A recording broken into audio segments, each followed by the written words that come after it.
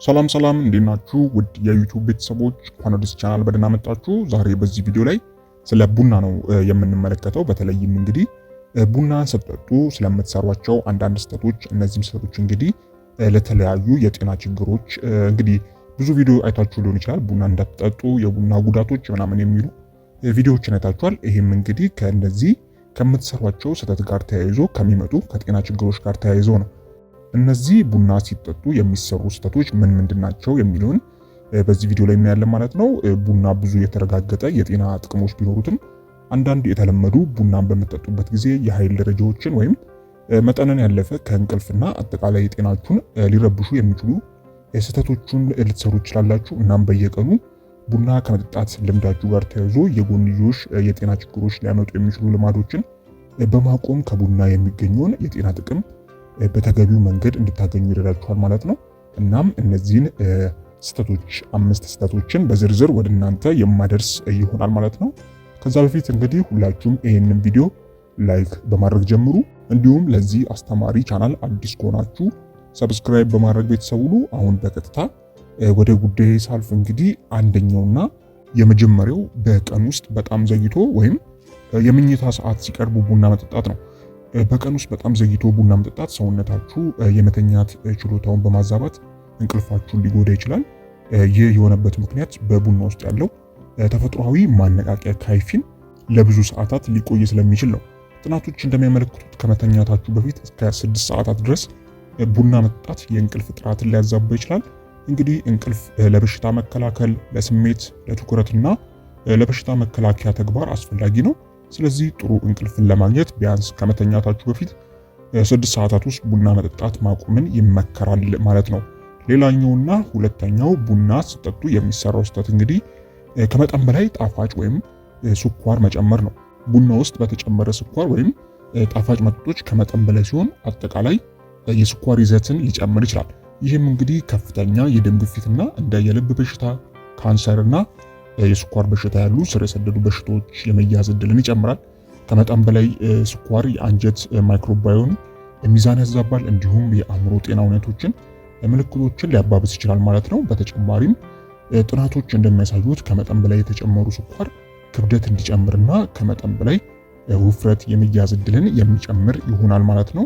እናም እንግዲህ ለአንድ ሲኒ ቡና ከአንድ ማንኪያ ስኳር በላይ ባትጠቀሙ ይመከራል ማለት ነው። ወደ ቀጣዩና ወደ ሶስተኛው ስናልፍ ሶስተኛው ጠዋት ላይ ቡና መጠጣት ነው። የቀኑን ኃይል ንቃት ደረጃችሁን ለማሻሻል ጠዋት ላይ ቡና ከመጠጣት መቆጠብ ይኖርባችኋል። ከእንቅልፋችሁ እንደተነሳችሁ በጠዋት ቡና መጠጣት በሰውነታችሁ የሰርክዲያን ምት እና የእንቅልፍ ንቃት ዑደት ላይ ተጽዕኖ የሚያሳድር የነርቭ አስተላላፊ አዲኖሲስን ሊያስተጓጉል ይችላል ማለት ነው። ስለዚህ የቀኑን የመጀመሪያ ቡና ከእንቅልፍ በኋላ ከ1 ወይም ከ2 ሰዓታት በኋላ መጠጣት ነው ያለባችሁ ማለት ነው። ይህ ሰዓት እስኪደርስ ድረስ ውሃና ምግብ ማስቀደም እንዲሁም የፀሐይ ብርሃን ማግኘት ይኖርባችኋል። እንዲሁም ሰውነታችሁ በተፈጥሮ እንዲነቃ ለማድረግ ትንሽ እንቅስቃሴን ማድረግ አስፈላጊ ነው ማለት ነው። ይህም የምትጠጡትን ቡና የበለጠ ውጤታማ እንድትሆኑ ሊያደርግ ይችላል ማለት ነው። ስለዚህ ጠዋት ላይ ከእንቅልፋችሁ በኋላ ከ1 ሰዓት በኋላ ነው ቡናን መጠጣት ያለባችሁ ማለት ነው። ሌላኛው እንግዲህ ብዙዎች የሚሳሳቱ ስህተት ቡናን እንደ ምግብ ምትክ መጠቀም ነው። አንዳንድ ሰዎች ክብደት ለመቀነስ ወይም እንደ የግል ምርጫ ቡና ብቻቸውን ይጠጣሉ። ቡና ከክብደት መቀነስና ከሰውነት ስብ ውስጥ ሙሉ በሙሉ ከመቀነስ ጋር ሊዛመድ ይችላል። ነገር ግን ለምግብ ምትክ የሚውል በቂ ንጥረ ነገሮችን አልያዘም። ስለዚህ ምንጊዜም ከቡና በፊት መጠነኛ ምግብ መመገብ የግድ ይላል ማለት ነው። ያለበዚያ የጎንዮሽ ጉዳቶች ሊመጡበት ይችላል ማለት ነው። እንግዲህ የመጨረሻውና 5ኛው ቡና ስትጠጡ የምትሰሩት ስህተት እንግዲህ ያልተጣራውን ቡና መጠጣት ነው። ያልተጣራ ቡና አዘውትሮ መጠቀም መጥፎ ኮሌስትሮል መጠንን ሊጨምር ይችላል ማለት ነው። ስለዚህም ከእንደዚህ አይነት ወይም ያልተጣሩ ቡናዎችን ማስወገድ አስፈላጊ ነው ማለት ነው። በአጠቃላይ የቡና ጥቅሞችን ለማግኘት ከቁርስ በኋላ ቢሆን የተሻለ ነው። ይህም ለሜታቦሊዝም ጥቅሞችና የተሻለ የደም ስኳር ቁጥጥር እንዲኖር ይረዳል። ለአብዛኞቹ ሰዎች እስከ 400 ሚሊግራም ካይፊን መውሰድ ደህንነቱ የተጠበቀ ነው ማለት ነው። ይህም እንግዲህ 1 ወይም 2 ማክሲመም 2 ሲኒ እንደማለት ነው። ከሰዓት በኋላ ቡናን ለመጨመር ደግሞ ከቡና ይልቅ እውነተኛ ኃይል የሚሰጥና የደም ስኳርን ለማረጋገጥ የሚረዳ ፕሮቲን እና ፋይበር ያለው መክሰስ መመገብ የተሻለ ነው ማለት ነው። እንግዲህ ቡና ስትጠጡ ልትሰሯቸው የሚችሉ ዋና የሚባሉ ስህተቶች እነዚህ ከላይ የነገርኳችሁ አምስቶቹ ናቸው ማለት ነው። ማለትም በቀን ውስጥ በጣም ዘግይቶ ወይም ደግሞ የመኝታ ሰዓት ሲቀርብ ቡና መጠጣት ነው። ይህም እንቅልፋችሁ እንዲታወክ ያደርጋል። ሁለተኛው ከመጠን በላይ ጣፋጭ ወይም ስኳር መጨመር ነው።